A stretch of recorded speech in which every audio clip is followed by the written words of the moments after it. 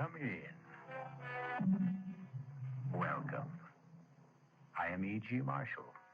Welcome to the sound of suspense, to the fear you can hear. What do you think about witches? Not the bony hags and atrocious crones of Shakespeare and legend, or the poor unfortunates of Salem, but witches who are young, witches who are beautiful, witches who even fall in love. Excuse me? Who let you in here? Well, I hope I'm not disturbing you. I'm only trying to make a deadline. Well, if you're in the news business, I've got something for you. It better be good. I'm going to have to kill my wife. That won't be news till you do it. I know. I want you to know why. Okay. Why? Because she's a witch.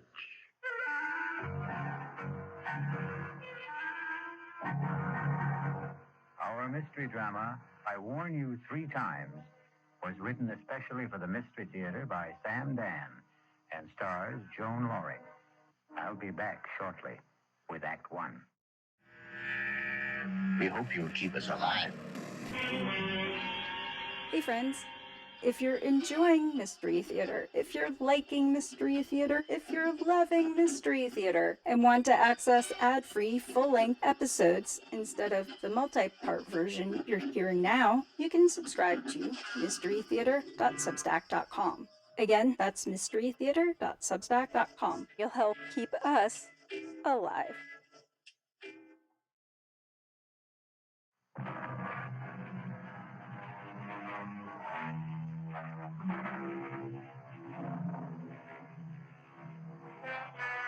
It's one of those miserable, stormy nights in the dead of winter. The thick, clinging, wet snow seems determined to smother the entire earth and everyone on it. You'd think that most people would choose the cheerful indoors, a warming fire, a relaxing drink, a comfortable bed. That's the problem with most people. You can't figure them.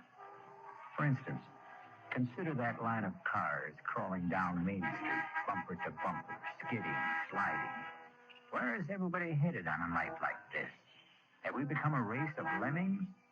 Do we follow some mysterious, unconscious drive? An interesting speculation, but we won't pursue it. We'd better consider the traffic, which has come to a complete standstill. A car seems to be stuck at the intersection. Let's go, sister. That light's green. Oh, officer. Well, what are you waiting for, lady? My husband. Your husband. The light was red, and he said he wanted to step out and clean off the rear window. Hey, mister. You finished back there? And he just stepped out. It was a moment ago. Tom? Well, maybe he slipped in the snow. Tom, are you all right? Lady, ain't nobody around the back. But he just went out. Yeah. To clean the rear window. That's what you said. But what could have happened? Just sit there a minute, lady. Hey, lay off of that horn. I know you got one. But what's wrong, officer? Did you see a guy get out of that car up? Did I see a guy get out of that car? Yeah. Did you? Are the police after someone in the skate? Oh, come on, Buster. Just tell me. Did you see a guy cleaning off the rear window of that car up front? Well, to tell you the truth, I wasn't paying any attention. I was listening to the radio. Now, there could have been somebody, but then again, I couldn't say there was. It's not that I'm not trying to get involved. I'm a citizen. I know my duty, but yeah. Well, thank you. Officer, where is my husband? He was just there. Lady, he disappeared. How could he disappear? I don't know. I do know he ain't here. What am I going to do? Wait, keep blocking traffic, lady. You gotta move on. Where? Well, it beats me. But you must find him. Look, you got troubles with your husband, that's your problem. But when you hold up traffic, that's my problem. Will you feed her a little gas, please? Come on, let's go. But I can't. Lady, you gotta go somewhere. I can't go anywhere. I don't know how to drive.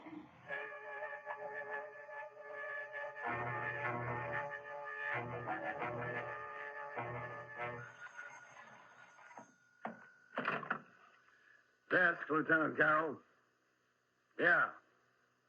Nobody wants this guy, you say? Well, technically, that isn't true. His wife wants him. Okay. Well, look who's here. Lieutenant, You won't win any Pulitzer Prizes around this joint tonight, Peterson. I was hoping you might have a little bone to throw me. Page 1. I'll settle for 2 inches on the bottom of page 38. If you promise to remember 2 R's and 1 L. First name Irvin, not Irving. Lieutenant Irvin Carroll. We may have something shaping up. Ah, I don't know where it can go. Everywhere or nowhere. what have I got to lose? Sitting over there on the first bench. Ooh, that's nice. And married. Well, you win, you lose.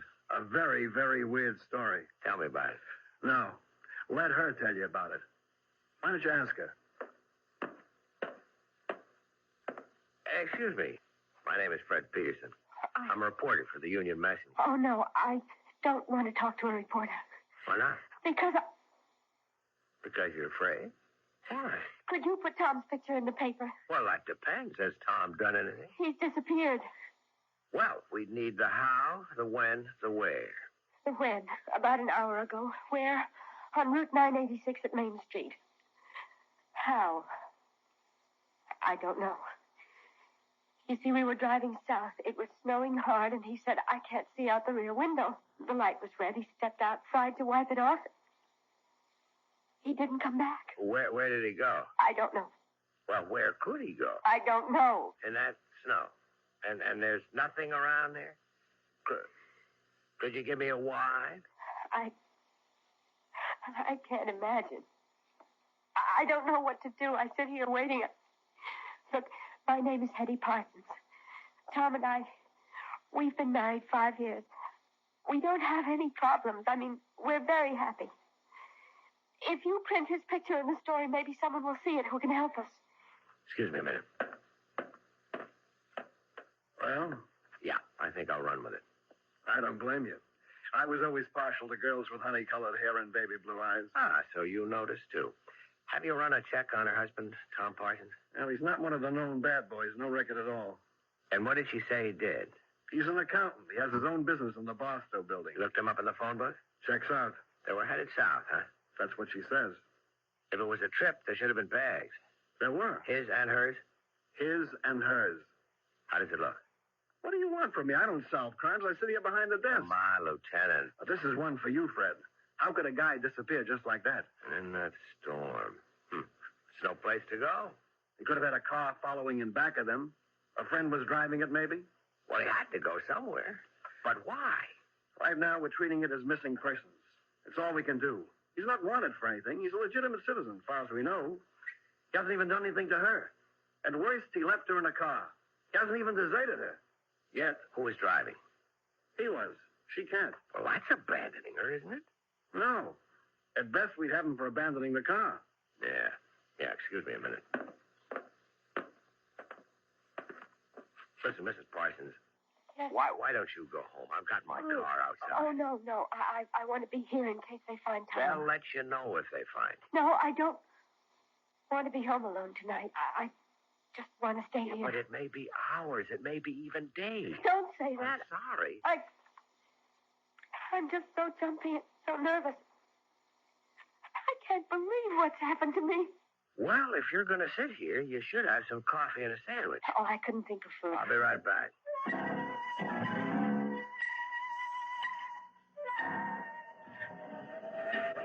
Hey there, Officer Dennis. Well, look who's here, the friendly reporter. Yeah, listen, that girl. I want to start at the beginning. Oh, well, you know, Lieutenant Carroll's got 2 R's, but Patrolman Dennett's got 2 Yeah. What did happen? Well, like she said, he went out to clean the rear window and he was gone. Anybody see him?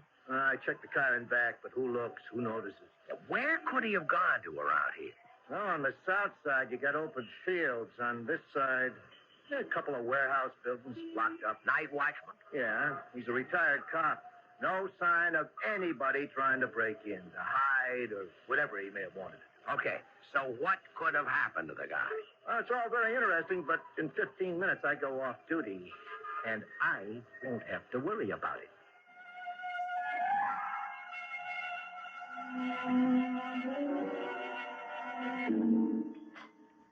Oh, thanks.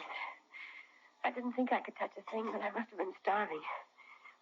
Has there been any word? Yeah, you'll hear the minute they know. Now listen, Hetty, I can help you, but you have to help me. I'll do whatever I can.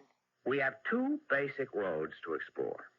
One, somebody was out to get your husband. Oh, no. No.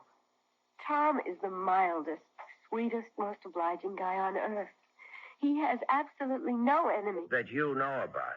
Tom and I have no secrets from each other. Everybody has at least one enemy. Tom is incapable of hurting anyone in any way. He sounds too good to be true. If he does have a problem, that's it. All right. The second road to explore. He wasn't pushed, he jumped. What does that mean? It means he walked out on you. Oh, it's inconceivable. Why? I've had a liberal education tonight, Mr. Peterson. Call me Fred. No, not yet, or maybe never. I've been introduced to a new world. I've been thrown in with people who basically don't believe in anyone, don't trust anyone, and perhaps they have good cause. Perhaps that's how life is in their world.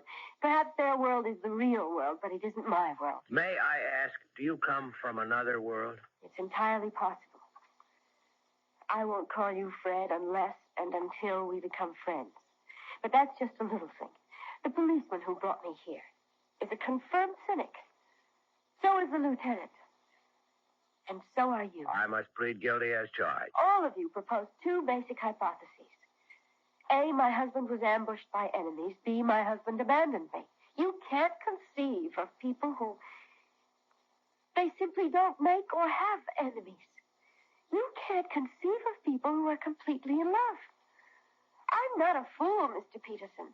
I read these attitudes. What a wonderful world you live in, Mrs. Parsons. I hope you can stay there always. We're so dependent on each other, Tom and I. We need each other. We're so complete together. But we still have the basic fact of his disappearance. Yes, but all you can see are two alternatives. There is a third, you know. Really? Perhaps he was taken ill suddenly and he just wandered off. Oh, maybe I should go back there. I've already been back there. There's no place he could have wandered off to. Tell me, does he have a history of any sort of illness, amnesia, anything like that? No, nothing like that. Well, then, where are we? Nowhere. Perhaps you are nowhere, Mr. Peterson. Okay, tell me where you are. I have faith. I believe Tom will be found, or he will find himself, and he will have an absolutely reasonable and rational explanation. I hope so. Hetty! Oh, Hetty! Tom! Oh, Tom, darling. Tom, what happened to you? I was so scared. Oh, darling, you're all right? Hetty, are you all right? Yes. I don't understand. I happened to tune in the news, and there it was. Tom Parsons, accountant, with offices in the Barstow building, had disappeared under mysterious circumstances. Tom, I was so worried. Mr. Parsons was driving with his wife. He stepped out of the car to clean off the rear window, and... Hetty, what did you tell them? I wasn't in the car with you. I was at home. Well, here we have the story of two people who love each other deeply, who trust each other completely. It sounds like the Garden of Eden. But we all know what happened back there in the traffic and the snow. We shall return with Act Two. We hope you'll keep us alive. Hey friends, if you're enjoying Mystery Theater, if you're liking Mystery Theater, if you're loving Mystery Theater, and want to access ad-free full-length episodes instead of the multi-part version you're hearing now, you can subscribe to mysterytheater.substack.com. Again, that's mysterytheater.substack.com. You'll help keep us alive. Come back tomorrow for Act 2. This is E.G. Marshall inviting you to return to our Mystery Theater for another adventure in the macabre. Until next time, pleasant dreams.